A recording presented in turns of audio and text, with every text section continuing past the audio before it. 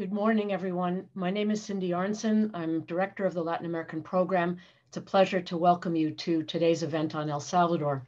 In a little over 2 weeks, Salvadorans will go to the polls to elect 84 members of the Legislative Assembly and 262 mayors. The party of President Nayib Bukele, Nuevas Ideas, or New Ideas, currently leads in the polls. President Bukele is a former mayor of San Salvador, and he won the 2019 presidential elections with 53% of the vote.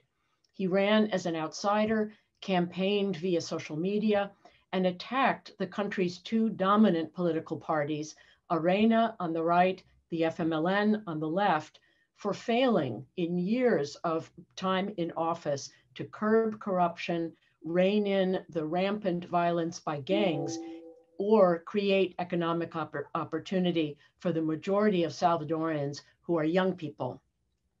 President Bukele enjoys some of the highest popularity ratings of any president in Latin America, at times reaching as high as 90%. But his governing tactics have raised alarm in El Salvador, in the United States, and elsewhere. Last February, he sent the armed forces into the legislature to force and coerce a vote on security spending. He has ignored Supreme Court rulings challenging the government's harsh COVID-19 crackdown, and he has harassed independent media, human rights groups, and others in civil society. That led scores of opposition politicians, members of the Catholic Church, private sector leaders, civil society organizations, including people represented on today's webinar, to issue a statement last month criticizing Bukele's, quote, persistent efforts to erode our democratic order, unquote. And just yesterday, members of the legislature initiated a process to remove Bukele from office just 2 weeks before the midterm elections. The Bukele government has fought back. Salvadoran Foreign Minister Alexandra Gil recently accused members of El Salvador's, quote, corrupt establishment, unquote, of imposing their will on local institutions as well as in Washington. She said that discredited elites are attempting to pervert President Bukele's efforts, policies, and leadership into a twisted illusion on emerging authoritarianism. So what do the upcoming elections tell us about El Salvador's political future? Is Bukele the young hipster would-be authoritarian, as his critics charge? And are his critics ignoring their own failings to resolve El Salvador's chronic problems during their decades in office? We're privileged to have an extraordinary group of Salvadorans and US experts to reflect on these questions, as well as on the future of US Salvadoran relations. Claudia Umaña is Vice President of the Salvadoran Foundation for Economic and Social Development, FUSADES, a leading think tank in El Salvador. Sarah Maslin is currently the Brazil correspondent for The Economist and spent years in El Salvador as a researcher and a stringer for The Economist. Francisco de Sola is a leading member of the private sector and former chairman of the de Sola Group. Rubén Zamora, a former Salvadoran ambassador to the United States, the United Nations, India, and also a former president of El Salvador's Legislative Assembly. Milena Mayorga is El Salvador's current ambassador to Washington and a former member of the Salvadoran legislature who split from the Arena party. And last but not least, Mari Carmen Aponte is the former US ambassador to El Salvador during the Obama administration. Thank you very much for joining us. There will be an opportunity to ask questions following these opening presentations. Please send your questions to our Twitter account at LATAMPROG, LATAMPROG. Thank you. Claudia, please go ahead. Thank you, Wilson Center and Cynthia, for creating this space to talk about El Salvador, a country at a turning point. I will answer 3 questions with my comments. 1, why are we at this turning point? 2, why are the congressional elections so important? And 3, what are the opportunities? The checks and balances that have sustained our republic are being dangerously eroded. We have major concerns, which is that President Bukele is using the tools of democracy to destroy democracy with his increasing authoritarian pattern. His administration systematically undermines the rule of law, threatens the separation of powers, and there is no commitment with accountability and transparency. We need to keep rule of law, not the rule of fear of a strong man.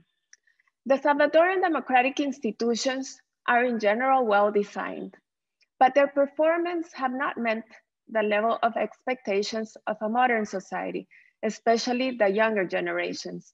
And we can never take democracy for granted.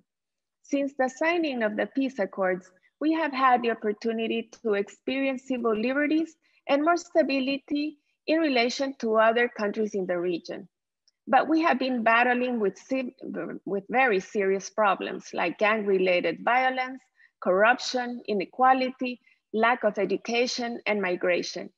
We also need to recognize that we have had advances in free elections, freedom of speech, access to information, apolitical armed forces, and an independent constitutional court.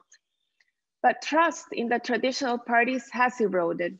President Bukele ran to office claiming he would combat corruption and promise change while he capitalized the corruption scandals. No one has been as successful as President Nayib Bukele in harnessing the potential of social media. Basically, he has used Twitter as his government communication platform. Inflammatory comments and even firing public officials through Twitter was normalized.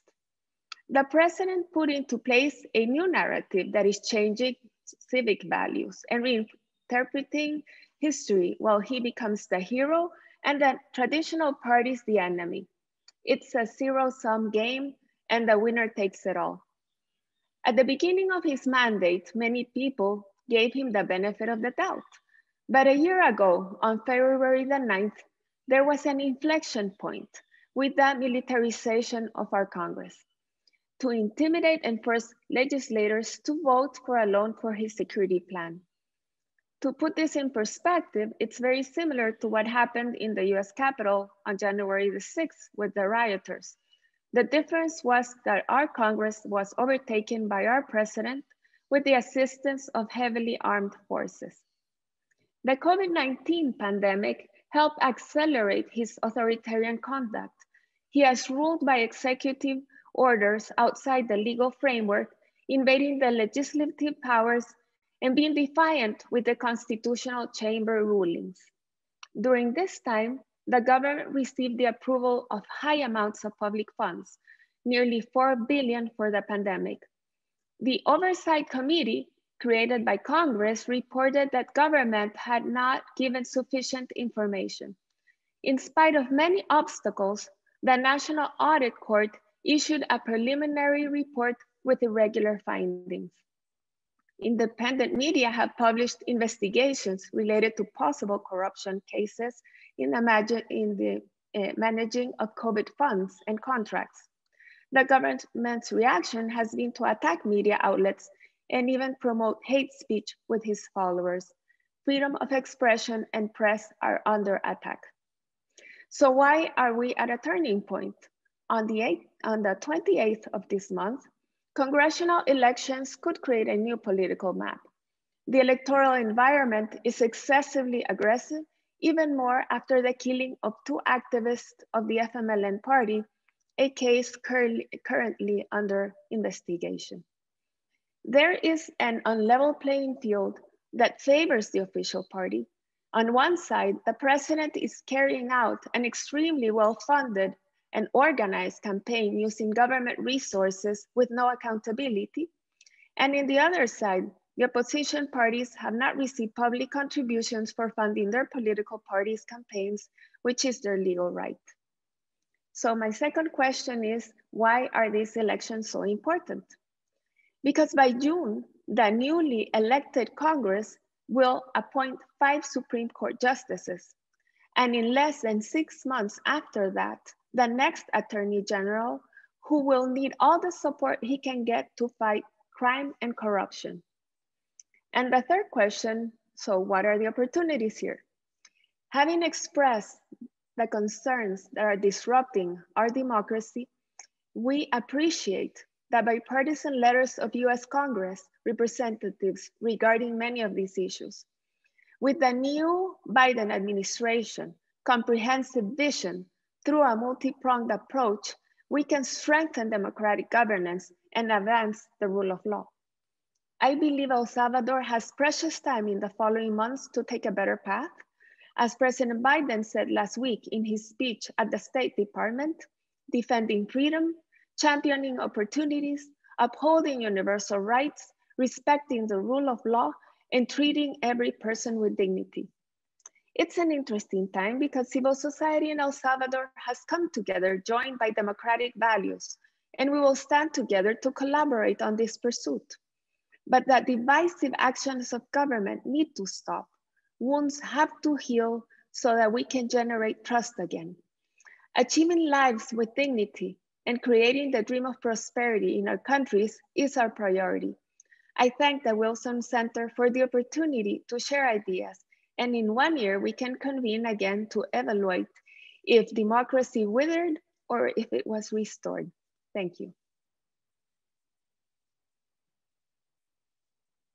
Whoops. Claudia, thank you. And Sarah, you're next. Great. Hi, everyone. Thank you so much to Cynthia and to the Wilson Center for inviting me. It's really an honor to be part of this panel. Although it's always bittersweet for me to talk about El Salvador because I miss it so much, and I'm currently 4,000 miles away in Brazil. It's a good thing that we're doing this panel in English so no one can see the damage that Portuguese has done to my Spanish. Well, I wanted to start in El Mozote in January of 2015. So lately El Mozote has been in the news a lot, but 6 years ago, it really wasn't. I was going there because I was a history student and then a journalist and became fascinated by the town and everything it has been through. But people found it kind of strange that an American student was interested in speaking to them and hearing about their stories because so many people in El Salvador hadn't been for so many years. So in January 2015, 3 decades after soldiers from the Salvadoran army killed nearly 1,000 civilians in the village and surrounding hamlets, and 2 decades after the war ended and survivors started moving back, El Mozote had become a quiet and peaceful place. It was still dependent on subsistence farming and was struggling with many of the same problems that much of El Salvador faced then and is still facing now: poverty, lack of development and opportunity, fragmented families after the war, and still now because of violence.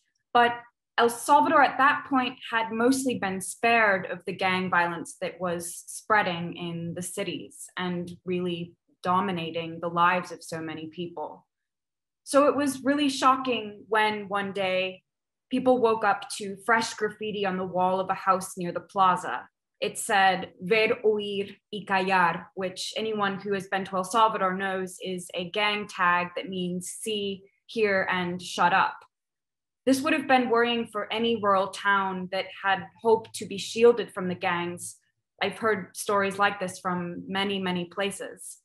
But in El Mozote, where in 1981, soldiers from the Atlacat battalion scrawled on the very same walls, it was a reminder of how far from what people had hoped would come after the war El Salvador was in 2015. And in fact, it felt like a step backward. Mark Danner, a journalist from The New Yorker who visited El Mozote in the 90s, wrote about the town as a parable of the Cold War. And I think it has become a kind of parable of El Salvador's flawed peace. Claudia has told us about the high hopes for post-war El Salvador and the fact that the democratic institutions were really well designed. But by 2015, and certainly by 2017, at the 25th anniversary of El Salvador's peace accords, people had stopped citing it as a model. the UN actually had to send an envoy to try to broker peace between the government and the gangs and between two polarized political parties, the FMLN and Arena, who were, of course, descendants of the two sides during the war. Their gridlock was preventing Congress from any meaningful actions to address fiscal problems and try to boost economic growth. And perhaps the thing that people cared about the most, corruption allegations, which had tainted both of them. At that point, ex-President Mauricio Funes from the FMLN had fled to Nicaragua amid corruption allegations, and Tony Saca from Arena was in jail after embezzling what we now know is hundreds of millions of dollars. El Salvador was the most violent country in the Americas, and 40% of people that year in 2017 told pollsters from the Central American University that they wanted to leave the country within a year, the highest rate since the UCA started asking that question a decade earlier.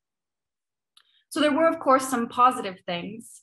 Health and education spending had been boosted under the FMLN, and the very fact that corruption came to light speaks to improvements in the justice system, which both parties helped pass into law.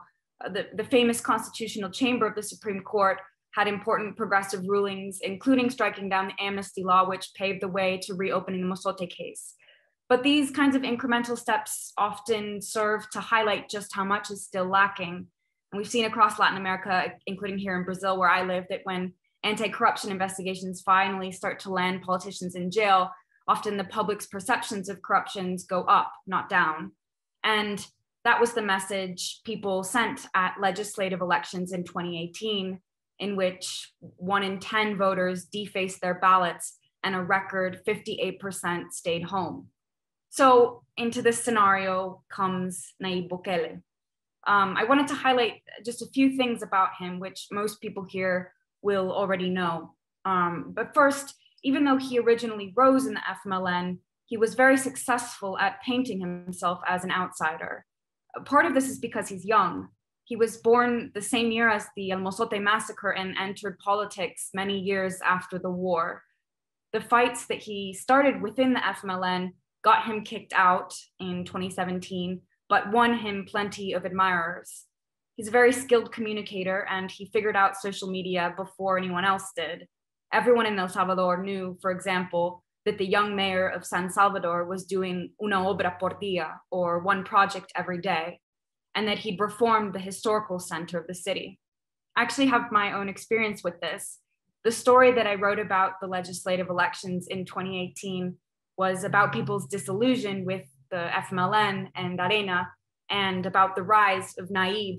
It said at the very end a sentence like, if the election were today, Nayib would probably win.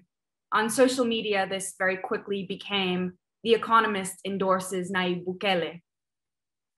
I'm sure we'll talk more about this kind of fake news and disinformation and how that has influenced people's perceptions in the past couple of years. So in an era of populist politicians capitalizing on anger with politics as usual, it's not hard to see why he won. He even got a significant share of votes in El Mozote, an FMLN stronghold, even though the FMLN did get the majority in 2019. So I'll leave it to the other panelists to talk more about the past 2 years because I've mostly been following from afar. But I did just want to end with the recent speech in El Mozote, where he called the peace accords a farce. I've heard from friends in El Mozote in the week since that these comments didn't go over very well among older people and especially victims of the massacre. But there's also a younger contingent in El Mozote and certainly in El Salvador who didn't live through the war and whose dominant feeling about the peace accords is not one of hope and relief for what they were marking an end to, but frustration about everything that has followed. And I think that a lot of that feeling came from long before Nayib Bukele, and we can look to the other parties and politicians as well for blame, but he has really been remarkable in how he has capitalized on it. I think what happens in the elections coming up will be really telling about the degree to which Salvadorans have lost faith, not just in the traditional parties, but also, I would argue, in the democratic foundations and institutions of El Salvador. Thanks very much. Sarah, thank you. I'd like to remind our audience, if you have a question, please submit it to our Twitter account at LatAmProg. Francisco de Sola, over to you. Good morning. Oh, sorry. I'm unmuted. Can you hear me? Okay, thank you very much for inviting me, and thank you for my predecessors. I think you've painted a very objective view of different sides of this story.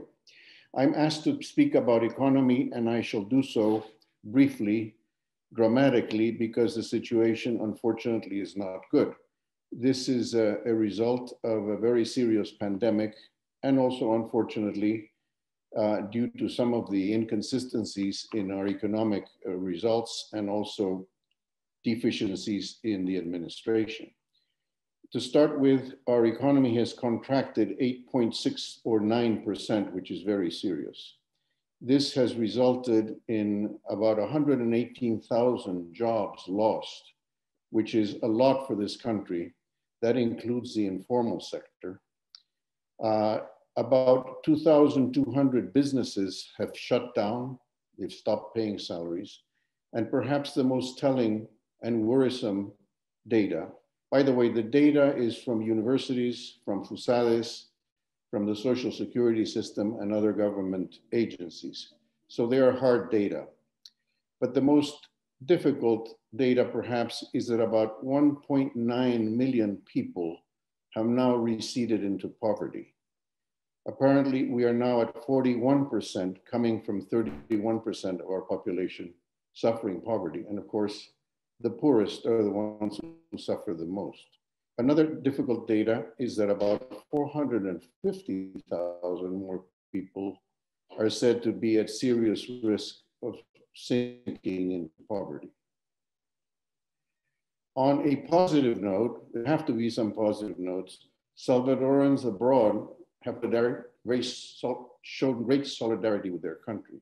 Remittances have increased to 23% of GDP, and now we have achieved almost $6 billion of remittances. And this helps, of course, to balance the current account of the country. Exports, however, this has to do a lot with deficiencies in the administration, have sunk 17%. That's $1 billion less of revenue, which is very important. It's the worst situation in Central America in 80 years.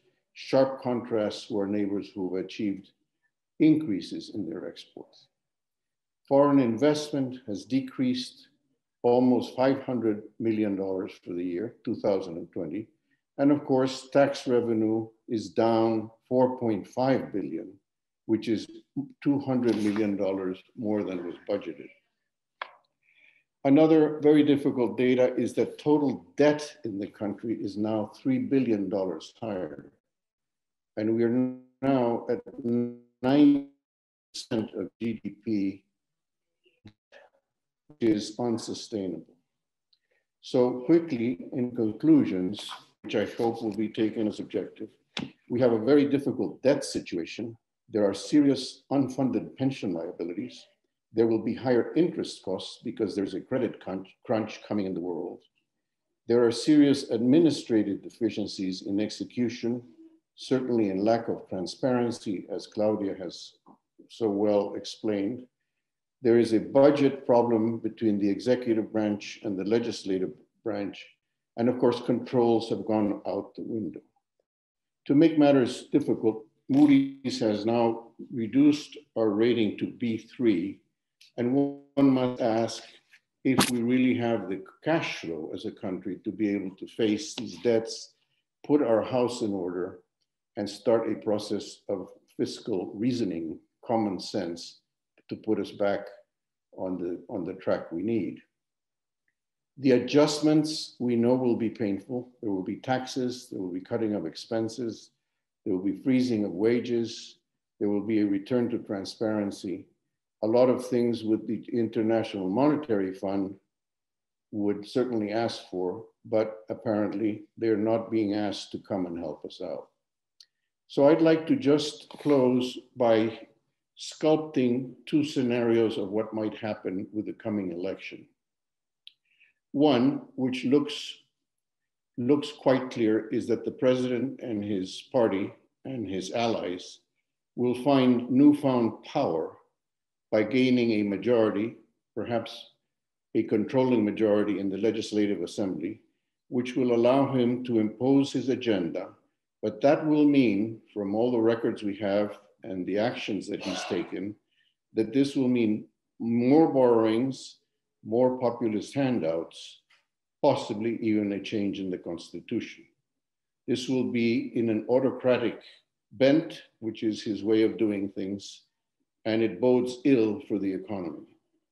He might seek a deal with private enterprise in order to have allies in creating jobs and investment. But as they say, once bitten, twice shy. Private enterprise is not buying confidence in the president yet. It will result in a worsening economic situation, serious additional threats to institutionality, freedom of the press, and possibly more deterioration of governance. Another scenario, which seems to look difficult, is that the opposition manages to hold on to an influential position in the Legislative Assembly and also in the mayoral elections. This will put us into a dilemma which will call on Salvadorans to be mature. And that would be take a divided country which cannot really deal the two factions, the government against the opposition, into a scenario of deal making, where the creation of a consensus will make us rally around a united view of the future of the country, which theoretically should point us in the direction of a saner economy and growth and prosperity. This would mean, if achievable, fiscal common sense, a return to transparency and better governance, and strengthening institutions which have been debilitated, which will control corruption and point us in the area of job creation. Those are two scenarios. Certainly they will have variations. And if I have a chance later on, Cynthia, I would like to comment on a positive view of where we should point the country in a scenario of a more positive future. Thank you. Francisco, thank you. Ruben Zamora, if you could unmute yourself. There you go. Hello to everybody, good afternoon. And what I want to say in my few minutes is to try to see what kind of government we have in El Salvador now. It's not like the previous, it's a different one. But this government started to 1 year, a little bit more than 1 year, with a crisis in the country, that it was three crises. Economic, the economy had been stagnant without growing beyond 2% in the last 30 years. Social exclusion, too much exclusion in my country. And I think that the phenomenon of migration is a big indicator of that. A fairly political crisis. That is that the political system, and especially the political parties and the National Assembly, have been losing a lot of their capacity to represent the people. That was the scenario. There came a new government that won in the first part of the elections, and that means a lot of popular support. And along this year, we have discovered what is the real problem for the government of President Bukele. I think the problem is the question of that democracy is based on a representative government. That means the man and all the man and men or women that are the government do not own the government. They represent the people because the people is the owner of the government. Yeah, but here is a big problem with the present government, that instead of respecting representation, that means being in government by the elections of the people, that is already done, yes. But secondly, is being subject to a constitution and laws in the country.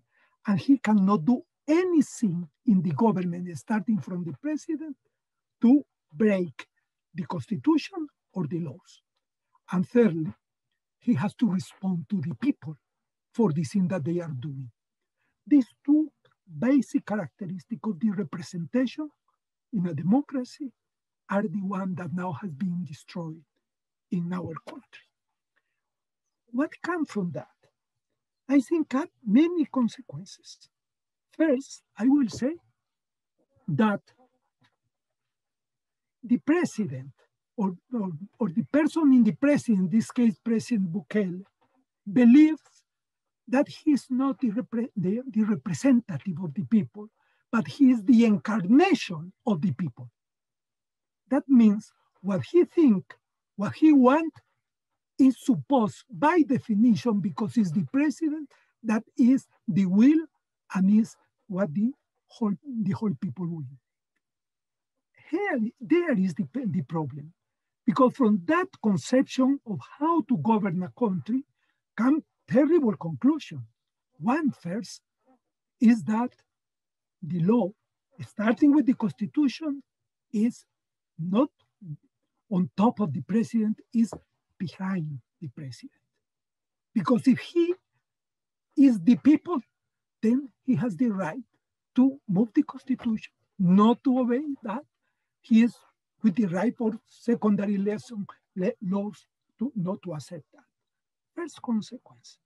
Second consequence, I think that the president considers the incarnation of the people and therefore tend to centralize terribly all the management of the governance in the country.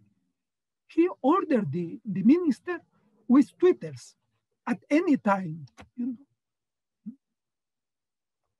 He tried to control everything.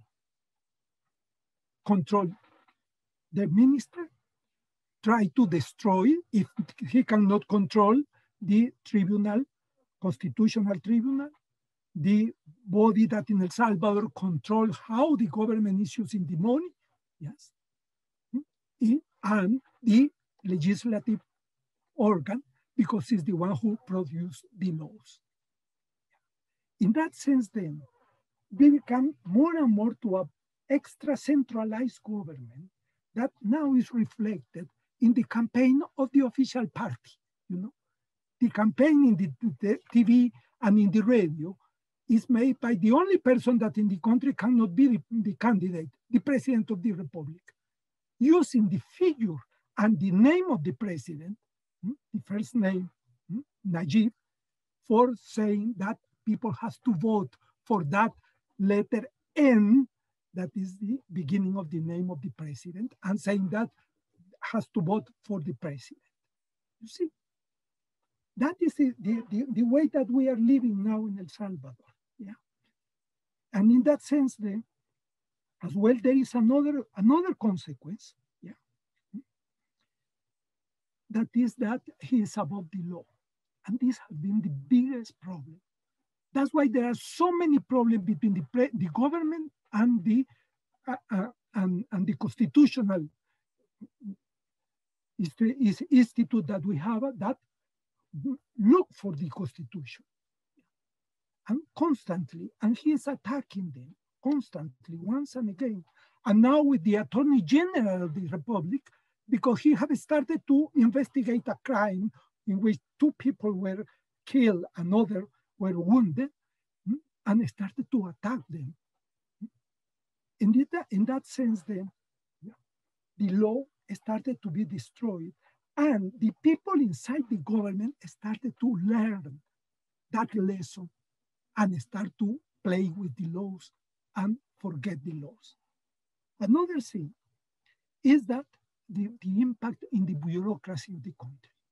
In a democracy, the bureaucracy has to be honest, has to be by merit, and be what the law says. Now, the main argument for putting somebody in the government is the loyalty to the president, not to the constitution, to the president. You see? And that is the open up the door for corruption. Easier than if you have the other alternative for the bureaucracy. And another situation is that we have to recognize that the president has a strong support for the people, from the population. Is going down slowly, but it's going down in this last, especially in the last 8 months, according to the consultation by the people. Yeah, but then the government tend to go in supporting itself more and more in the police and the armed forces. This is the story of Venezuela. This is the story of Nicaragua. And this is what is being repeated in El Salvador now, that more and more the government the government deal to buy the highest level of the army and the police and control through them all the things. And finally, I want to say another one, that this is amusing.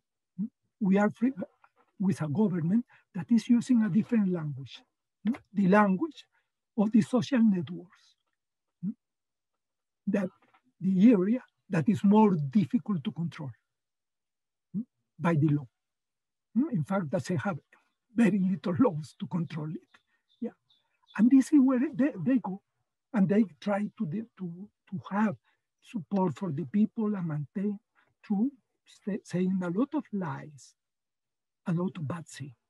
That's why, in conclusion, it seems to me that in El Salvador, the center of his political crisis now is the democratic institutionality. This is the one who is being destroyed.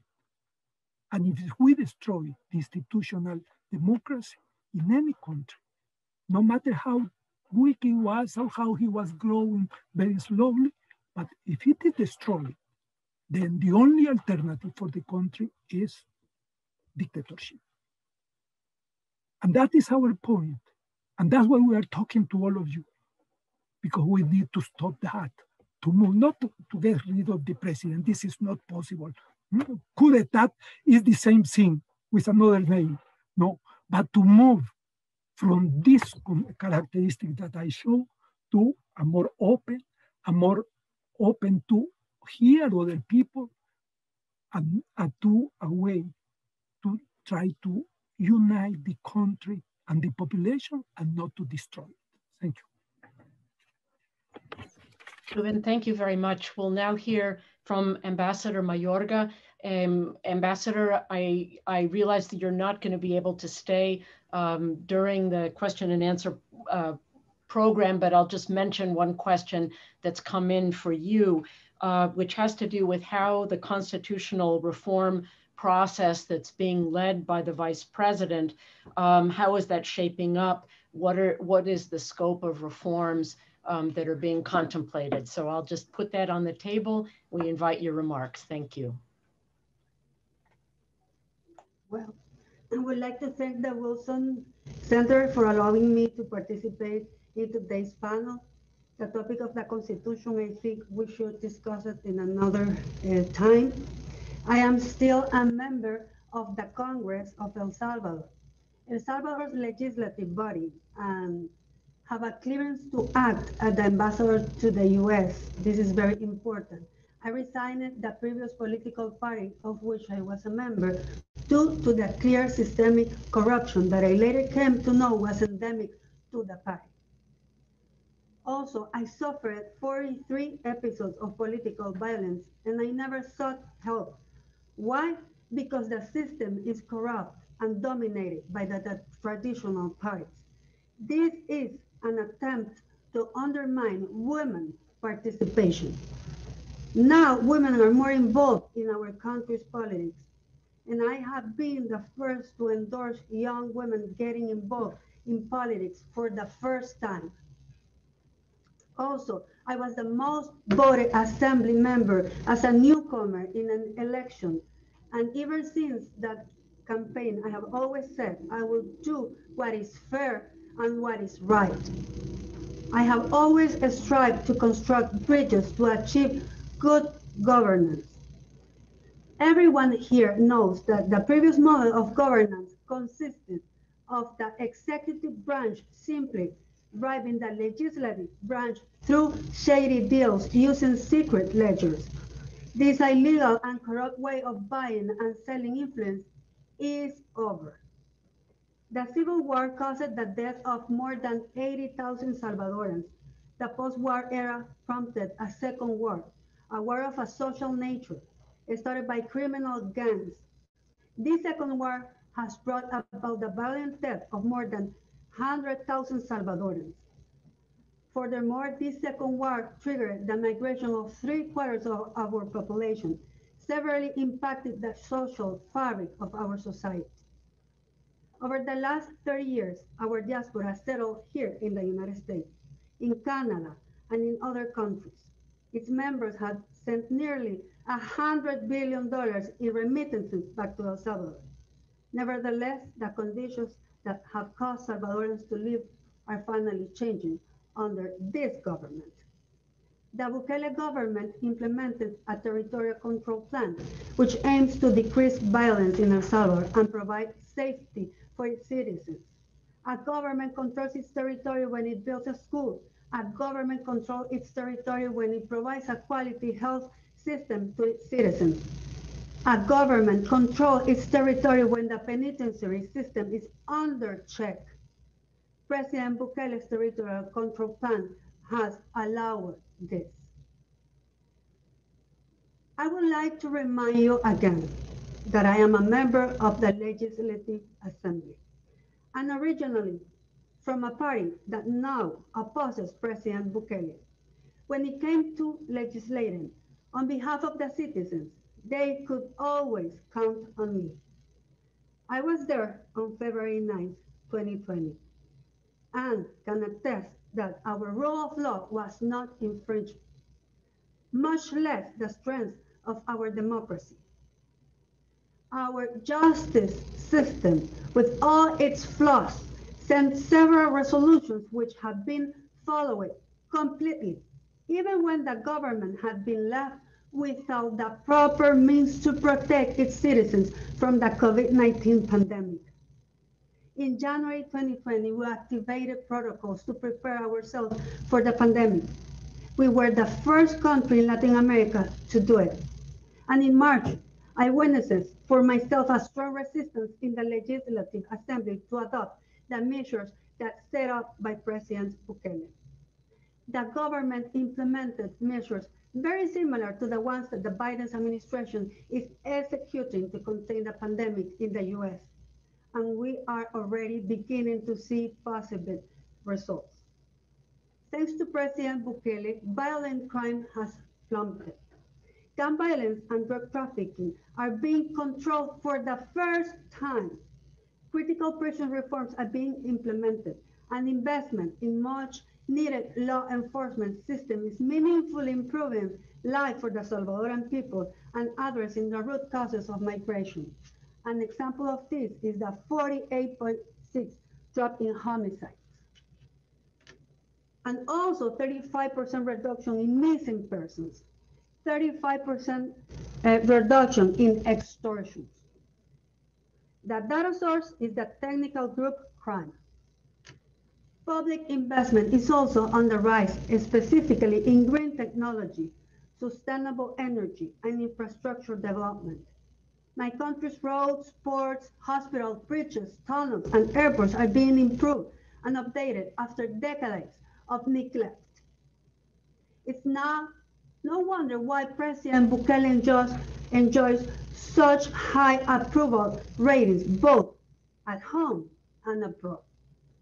For the cynics who may dismiss cosmetic approval numbers as artificial, I would encourage you or anybody living here in Washington or New York or Los Angeles or Houston to ask a Salvadoran what they think of President Bukele. Ours is a citizens' government, and since January, 17 different polls have rated President Bukele with 96% approval. Yesterday's events in the National Assembly are blatant acts of desperation and a resistance to change. Considering that today's panel discussion is about the risk to El Salvador's democracy, I believe it is important to recognize the events carried out yesterday against the rightfully elected President of El Salvador. At the recommendation of ex-President Mauricio Funes, the opposition parties, Arena, FMLN, and PDC, began to implement a parliamentary coup d'etat against President Bukele, the Salvadoran Director of Police, and the Minister of Defense. This action was taken against a president who has earned broad popularity among a strong majority of Salvadorans. And just weeks before a national legislative election that allows the voice of the Salvadoran people to be heard. The members of the National Assembly who have taken this action are attempting to preempt pending defeat in the upcoming election and unlawfully remove President Bukele. The principle of Western democracy demands condemnation of this action from El Salvador allies in the hemisphere and around the globe, and the members of this panel. Our nation will hear the will of the people during the upcoming national legislative election later this month on February 28th. We understand that the voice of the people must not only be heard, but respected. In light of yesterday's event, I will be unable to participate in this reminder of today's discussion. My attention and energies must be urgently directed to supporting the Bukele's government and are required by my constitutional oath. I thank the Wilson Center and my fellow panelists to allow me to give these remarks, and will continue to proudly represent the Bukele government here in the United States. Thank you. Thank you very much, Ambassador Mayorga. We were having some difficulties with the audio. If there would be a chance later to receive a written copy of your remarks, we'll be more than happy to post that on our website so that the audience can consult your very important remarks. Thank you again. Thank okay. you, Thank you will have my words said today. Wonderful. We'll upload those to the web so people who are listening can consult them. Ambassador Aponte, you're the cleanup hitter. Thank you. Thank you very much, Cindy, for the opportunity to address the audience of the Wilson Center. And it is wonderful to see friends from El Salvador participating here today. I am going to address the issue of the American policy, specifically where the Biden policy is headed during the administration. What are some of their focuses and what are some of the concerns? I'd like to start by talking about the context of this all, which is that the Salvadorian community here is immense. It is a third of the Salvadorians who live in the United States. And as Francisco mentioned, who are very generous with their compatriots and send about 23% of the economy in El Salvador comes from the remittances from the Salvadorians in the US. So where this takes us is to two communities that are very close and where repercussions are felt very quickly and very intensely from either side. In general, El Salvador and the United States have been friends and allies for decades. From the signing of the Inter-American charter in early 2000 to that talked about the duty to protect democracy and to protect democratic culture, to development. Now, at the beginning, 20 years ago, the American development that went to El Salvador was mostly in the form of free trade. Of course, the salient agreement was the CAFTA-DR signed in 2005, and which has helped and has changed some of the relationship between not only El Salvador, but Central America and the US. However, that was not the only issue in which the United States worked on. In the last 15 years, we've seen work on other very important democratic development, such as access to public information, which Claudia talked about, and I think that was a very, very important development in transparency in El Salvador, to improvement of tax collection, to support for the Office of Attorney General, and asset forfeiture law. In the last 4 years, however, the immigration took center stage, and unfortunately there was some backsliding by neglecting of a number of programs that were important to the strengthening of democracy. What we're seeing now under Biden is a new, clear policy direction, which is different and it's broader. The emphasis, yes, it's on development, but it's tied to progress in such other areas as corruption, especially corruption. A few days ago, Juan Gonzalez from the White House gave very clear signals in his comment, which went something to the effect of a leader who isn't ready to fight corruption will not be an ally of the United States. There's no confusing this message. The point is consonant with Biden's work in Central America when he was vice president. It is about accountability. It is about transparency, and it has to be in long-lasting permanent changes. Clearly, there is a pivot to a much stronger message. We have seen already a focus of work. On his first day in office, Biden sent to Congress the U.S. Citizenship Act of 2021, which included a 4-year plan costing with about $4 billion in resources, aiming at decreasing violence, poverty, and corruption in the Northern Triangle. Of course, El Salvador is an important component of that. It establishes also centers to process people who may have a refugee claim, not only into the United States, but also into other Congress. Add to this, and this is the most exciting news, I think, is the congressional voices that are being added in support of democracy, in support of transparency, accountability, and in support of making sure that the anti-corruption message is not missed.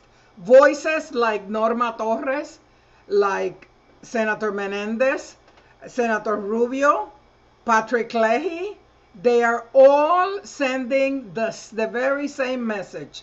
This is not only about development, and if there's development, it has to be tied to progress in other areas, such as anti-corruption, and such as transparency and strengthening of democratic institutions.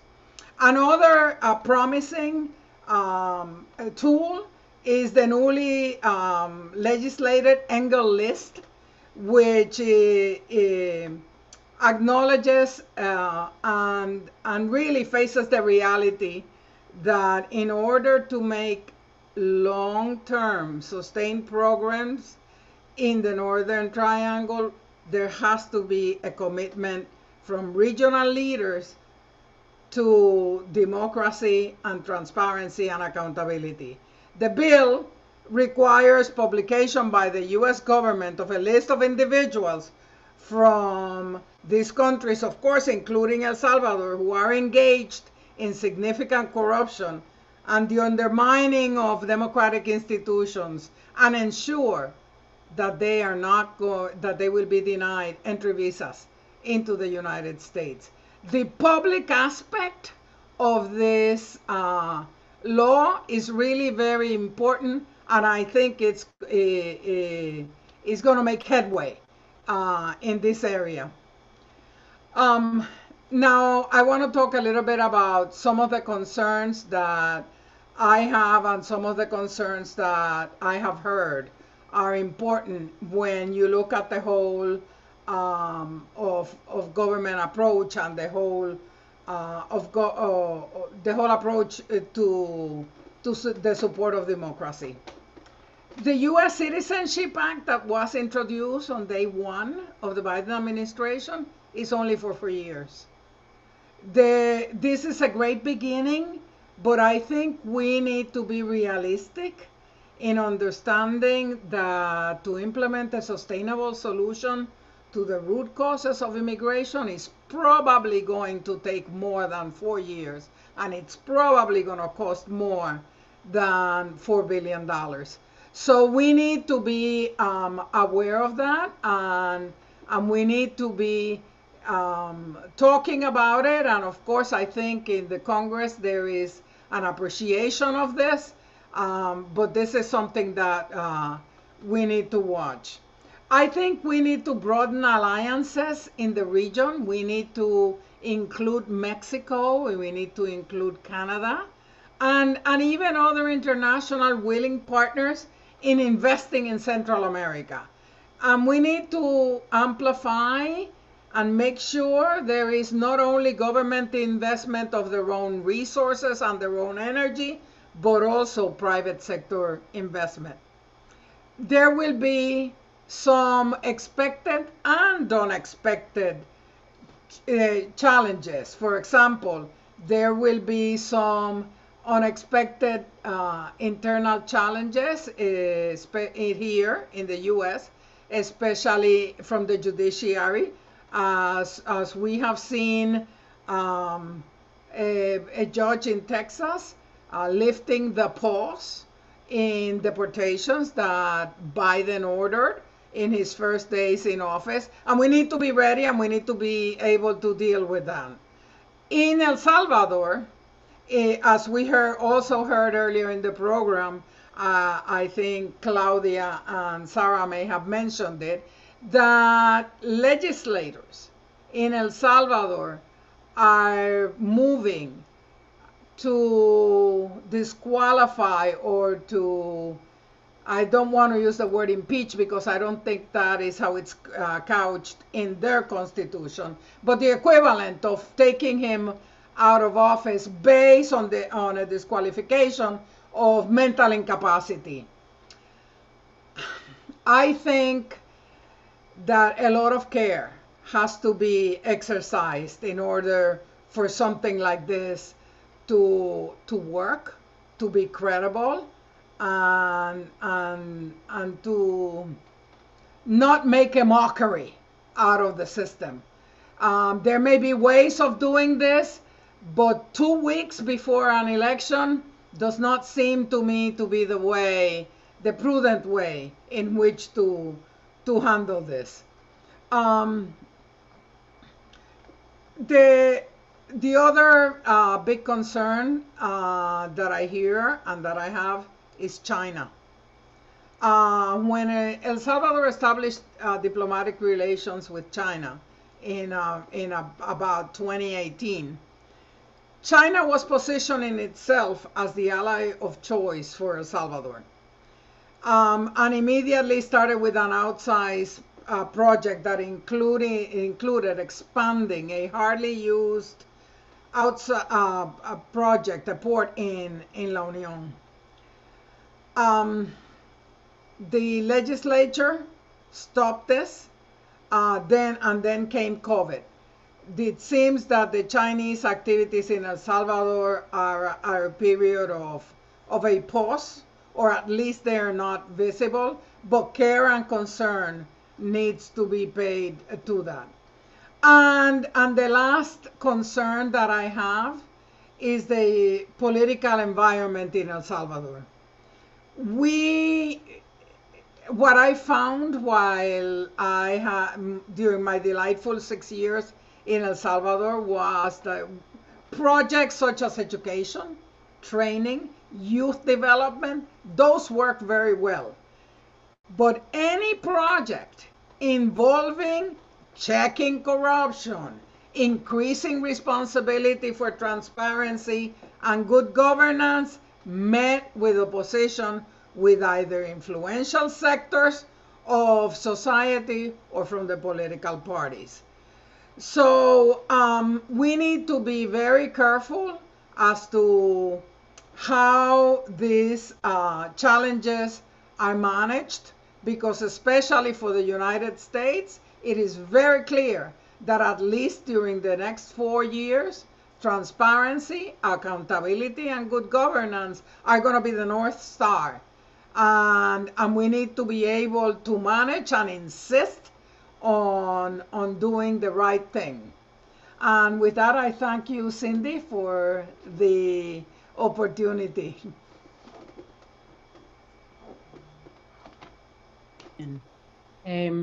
Thank you, Mari Carmen. I think we've lost Francisco. I hope he can rejoin the Zoom link, because we do have a question about foreign investment.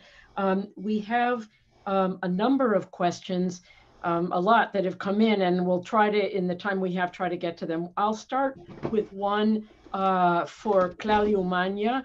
And the question has to do with, it's clear that Bukele has weakened democratic institutions since taking office, but as Ambassador Aponte was just indicating, wouldn't removing him from office prior to the upcoming elections put the country in a more dire constitutional crisis? So let's start with that, Claudia.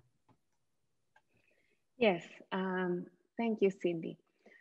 Well, first of all, let me tell you that it's a constitutional process. I mean, it does exist in our legal framework.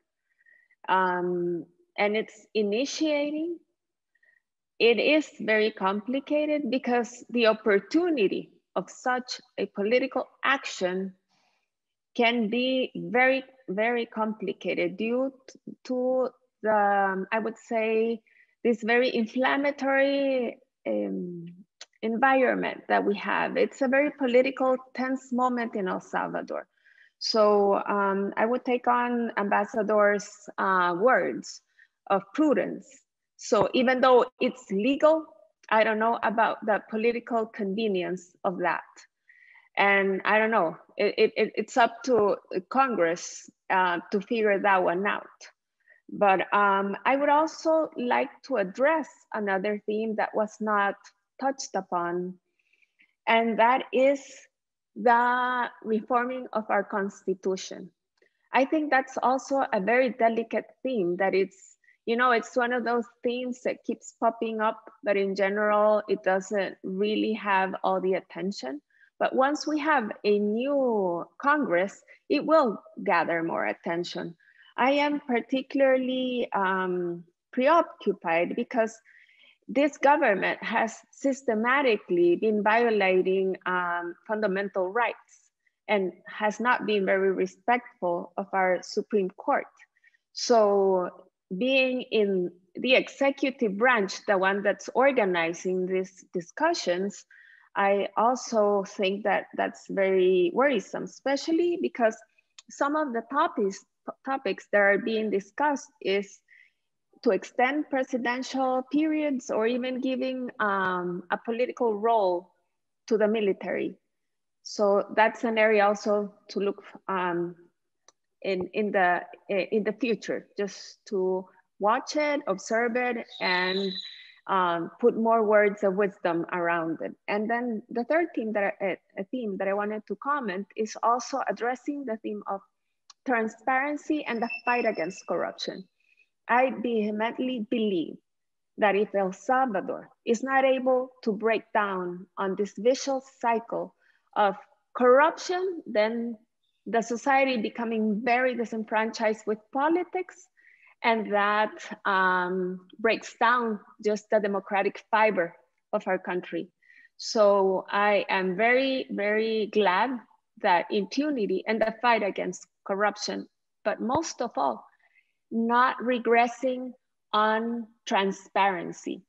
I've been working with the theme of transparency for many years, and the Bukele government has done in a very quick time a very, very opaque government, and he is also destroying a very important tool that was the Institute for Transparency, which it had been working very professionally, and because of his influence, that organization right now is not being as effective as it used to be.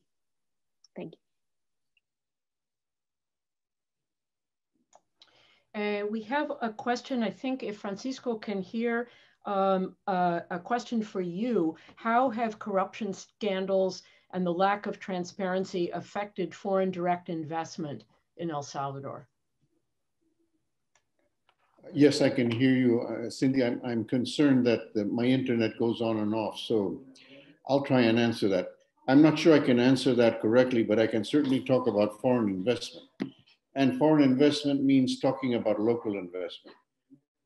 Both of them need confidence, transparency, and clarity on the rules of the game. Corruption and bureaucratic hang-ups are the enemies of that. Now, for example, I mentioned before,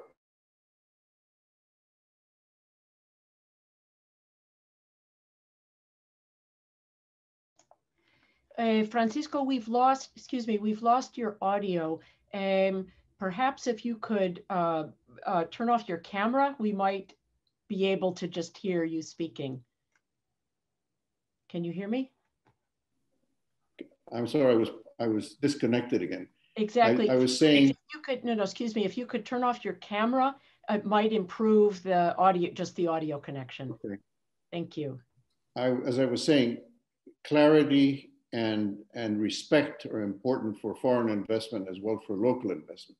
President Bukele unfortunately took aim at the CIMAN group and especially at the leader of the private enterprise associations, seeing in him a political rival, and accused them offhandedly and violently of not paying taxes of more than $250 million. That's bitten twice shy. Foreign investors and local investors take serious note of things like that. It could happen to me tomorrow. So we've lost confidence in the word of this government. And as Ruben so clearly pointed out, in the personal integrity of the president who's arrogated all power in himself. The institutions that should protect investment and foment jobs simply are not working.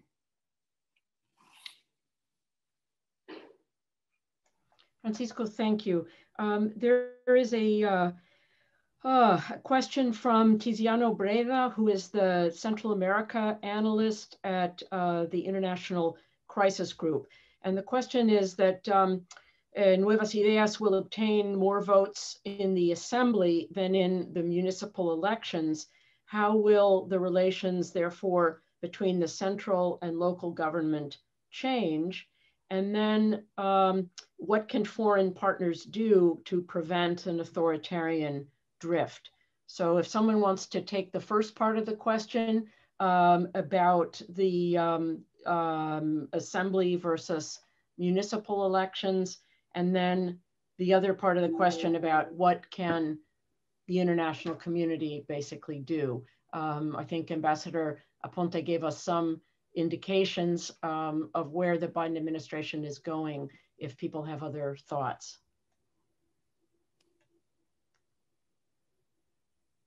Anyone want to take that question? Conexión. Muy mala. Ruben, you're muted if you were going to start to speak. You need to unmute your microphone. There you go. Okay. Son como varias preguntas, ¿verdad? Solo me referiría a una. Okay, in English, please. In English. Oh, sorry about that. I am used to speak Spanish, that I forgot that I am in a All right, you're fine. All right, sorry. No, what I want to say is about the question of the New Ideas Party, Nuevas Ideas, yeah? Look, if they win enough seats to control the National Assembly, neither be that way by the number of members of Congress that is elected for them, or what is more probable, because they have two other parties, Ghana, that is an ex-party, or ex-party, and CD, some two parties that are supporting the government. The important thing here is to look at the campaign that is going on in El Salvador on the way that Ghana and New Ideas, yeah? And it's a campaign made by the president.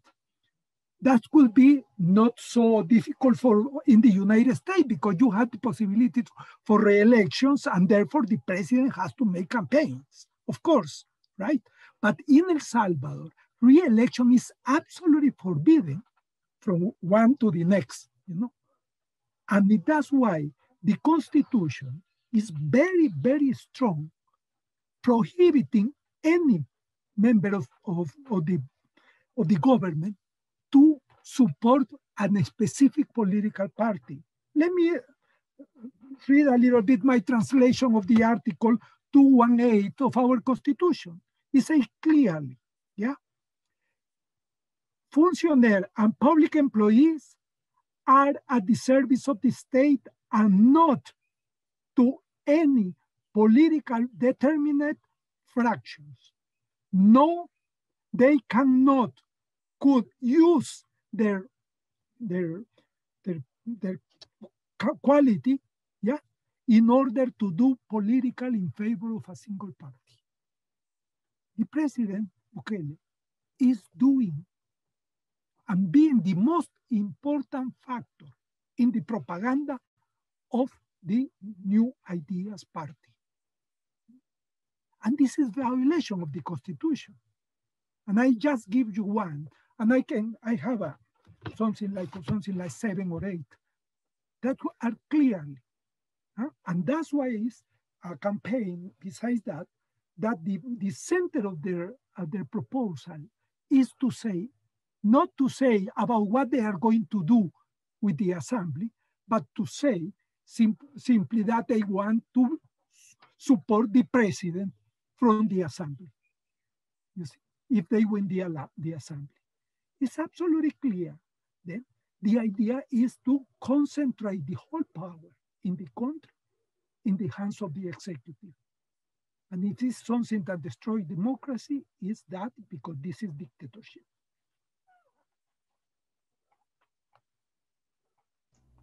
Thank you, Ruben. There's a question for Sarah Maslin, who mentioned the perceptions of corruption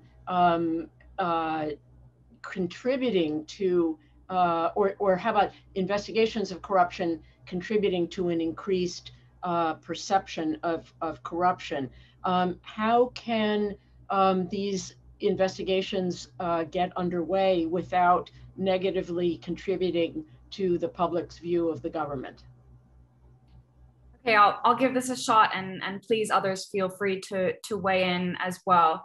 I mean, I guess there's a couple things here. I mean, one thing that's really important is the kind of legal and structural changes that give police and prosecutors more and better tools to pursue corruption. And so, you know, after some of these allegations come out, movements to, you know, to make it easier to pursue, you know, not only Tony Saka embezzling hundreds of millions of dollars, but also, you know, other cases that perhaps are, you know, smaller but still important, or might not kind of come out as blatantly. And then also reforms that strip unreasonable protections and privileges from politicians, and to start to give, you know, the public a sense that that impunity is being tackled for, you know, for everyone, including the most kind of elite members of the parties. And I guess, I mean, I'd like to maybe ask someone else to weigh in on to what extent those things have happened in El Salvador. But I mean, it is striking that the Northern Triangle countries have needed outside bodies, you know, whether CICIG in Guatemala or CCS in El Salvador to kind of come in. And that's a good thing. I mean, it means that they are kind of one step closer to being able to do it themselves, but it takes time, and we haven't gotten there yet. So I think, you know, getting the ability to do the sorts of things, you know, that CICIG has been able to help with in Guatemala, or CCS is helping with in El Salvador. And I have heard that there's a proposal in the legislature in El Salvador to give CCS more independence and, you know, start moving in that direction. I mean, I guess the only other thing I would just mention really quickly is, I mean, there's been a kind of a debate about to what extent the lack of justice from some of the historical cases going back to the war has kind of contributed to, you know, impunity about corruption. And I guess the connection isn't direct, but I do think it's an interesting debate about, you know, whether the priority should be on corruption and gangs now, or whether the justice system should also be returning and looking at some of the old cases like El Mozote, and whether kind of solving impunity for historical cases could help with some of the problems at present as well. Sarah, thank you. There's a question from journalist Carmen Rodriguez for Ambassador Aponte, which is, you know, if active government officials wind up on this Engel list, how is that going to affect relations between Salvador and the United States? Well, we are going to have to work through that. I think that it is what it is, and the names that land on that Engel list, I am sure will land there because there is a basis. It is not going to be for political or even ideological reasons, and it will probably cause some tension and some friction, but conversation and seeking of a goal that is good for both countries should be our guiding light. Thank you, Marie Carmen. There's a question from Damian Merlot about the perceived impartiality of the Electoral Council, including the failure to transmit results. This is worrisome. Does anyone want to comment on the even-handedness of the Supreme Electoral Tribunal and the degree to which the public can have confidence in that institution?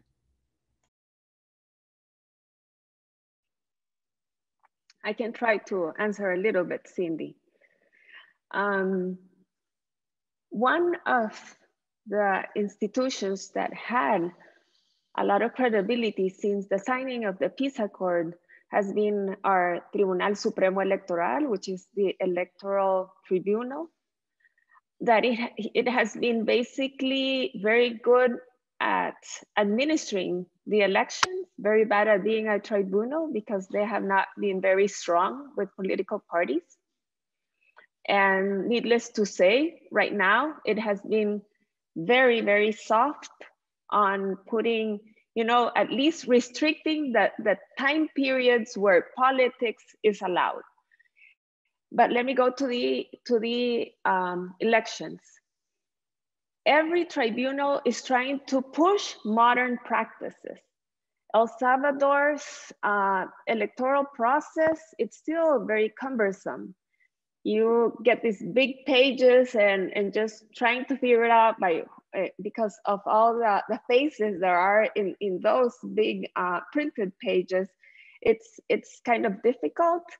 And one of the themes is how to alleviate some of the tension of waiting for the results, you know, when people have all these emotions.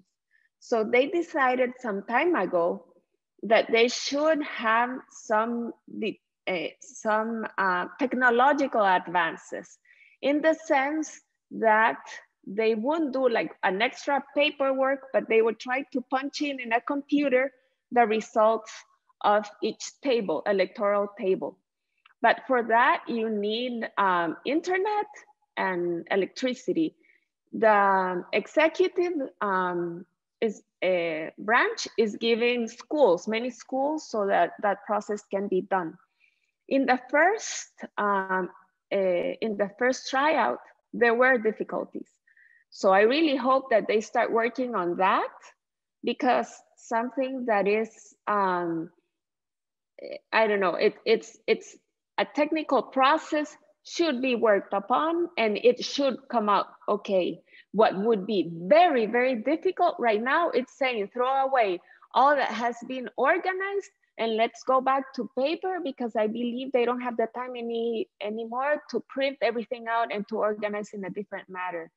So I think it's partly just being efficient in doing it the right way. Claudia, thank you. We're almost out of time. I'm going to ask one last question, but then ask each of you if you'd like to make 30 to 60 seconds of final comments in the time remaining. The final question is for Ruben Zamora. It's from Jesse Acevedo, a professor at the University of Denver, who asks about what the party system in El Salvador will look like in the next few electoral cycles. Put on your prediction. It's very difficult to predict, and I am very against predictions in politics, especially elections. You know, I have too many examples of being wrong. But in that sense, I think that the assembly is going to change. The presence of members of the New Ideas Party is going to be there, yeah, and probably in the first place, probably in the first place. Yeah. Are they going to have the majority? This is the question right now. Why? Because in El Salvador, the tradition is that no party has been able to have the majority by himself in the last 30 or 40 years. Because our system is different from the United States. It's a system of proportional representation. And we don't have a small, as you have, a small for your country, a different district, but it's the department of the Republic, the one that has the election. That's why it's a completely different. But probably, of course, new ideas are going to be there. No doubt about that. How much? This is what nobody knows. And especially now that because the pandemic, because the interest, and so many other things that people are, some fear to express what they want to do, still there is more, something like 28% of the people who say that they are going to vote that don't want to say for whom they are going to vote. And this is just an indicator. But then the question is, are they going to have the majority? First, the simple majority that is half plus one, or the special majority that is no less than 2/3 of the members, that's the key one, because they are the election for the Supreme Court of Justice, for the Attorney General, for the Human Rights Protector, for the body that controls the money how the functionaries deal with the money of El Salvador, the government money, all those people, that means all the second level of the government depends on how many people are in the assembly. And that's why it's so important, first, to have a clear and clean elections. Why? Because the president of El Salvador, President Bukele, I think following Mr. Trump in your country, has been the one that have started to say that there is going to be a fraud in the election and that this election is going to be fraudulent. We have been used for the last 30 years in accepting the result of the elections. No discussion about that. Of course, cases are as any other cases, but the role of the election as whole was accepted for all the parties. This is the first time in more than 30 years that a party and who is a president of the republic that put in question the election. Why he is doing that is very difficult to answer. Ruben, thank you. We're just about out of time. We can ask for one final comment from each of you if you feel that there is something you would like to say that you have not yet had a chance to add. Please don't repeat things that you've already laid out so eloquently. I see Francisco with his hand up. You're not obliged, Ambassador Aponte, Sarah. Okay, so we'll start with Francisco. Go ahead.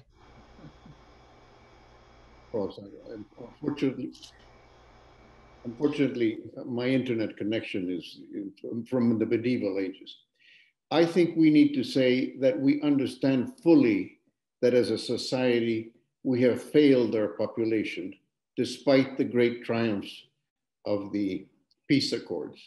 It is unmentionable that President Bukele disowns the whole history that was created again for El Salvador after the peace accords. All I would ask is that the people who have been hearing us, and certainly Sarah, who has joined us today, believe that we can pull through this one. It is our problem and we will pull through it. We've shown it before. We've shown it in earthquakes, in hurricanes, in revolutions. Salvador always finds a way to come across. Those are my last thoughts. Thank you. Mari Carmen and Sarah. I think that President Bukele and his party will get a majority in the upcoming elections.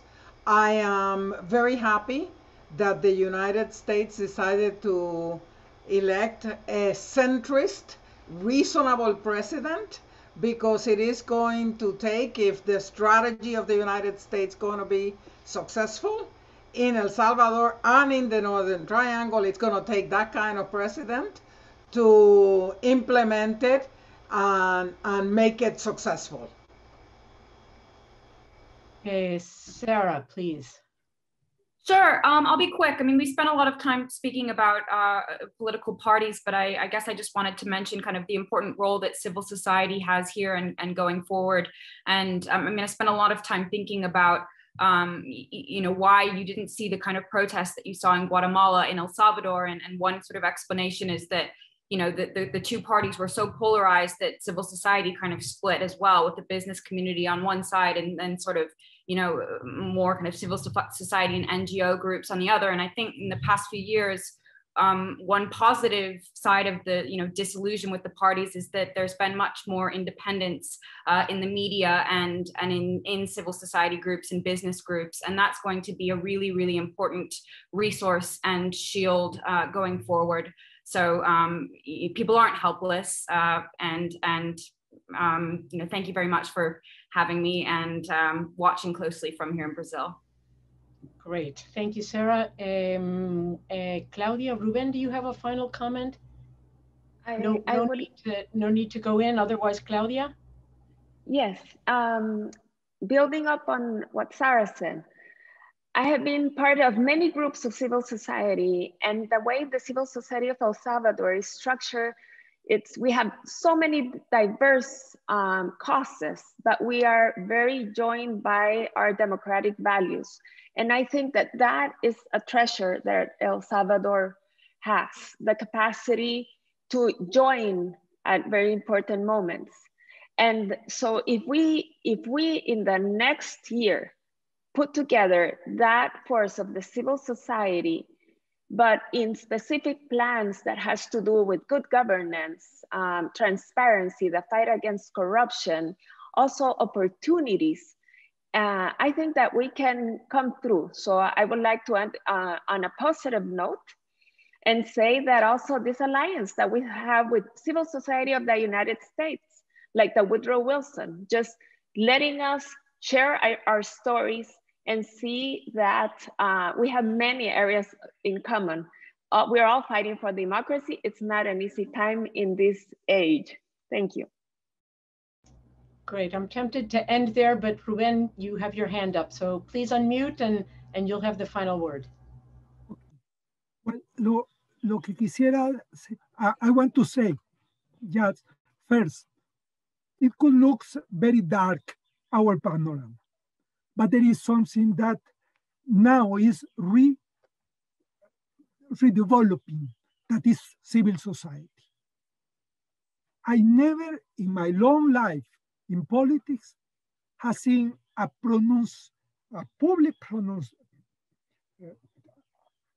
discourse in all the newspapers signed for nearly 200 people, in which you can see the most rich people, the biggest empresarios of the country, with other people like me that we don't have almost nothing, and historians and everybody.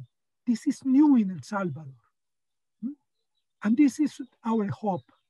But for that hope to become reality, we need that in these elections, the United States government and civil society of the United States would help with the question of look at the elections and sending observers. This is very important for us. Thank you. Great, Ruben, thank you. Thank you, Ambassador Aponte, Claudia, Sarah, Francisco, Ruben. This has been a very rich conversation. We'll obviously be watching closely what happens on February 28th. Thank you so much for joining us. And thank you to the audience for bearing with us through this process. Ambassador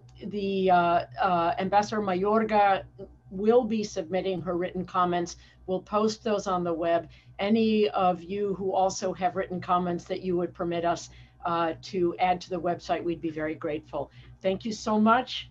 Be well. Stay healthy.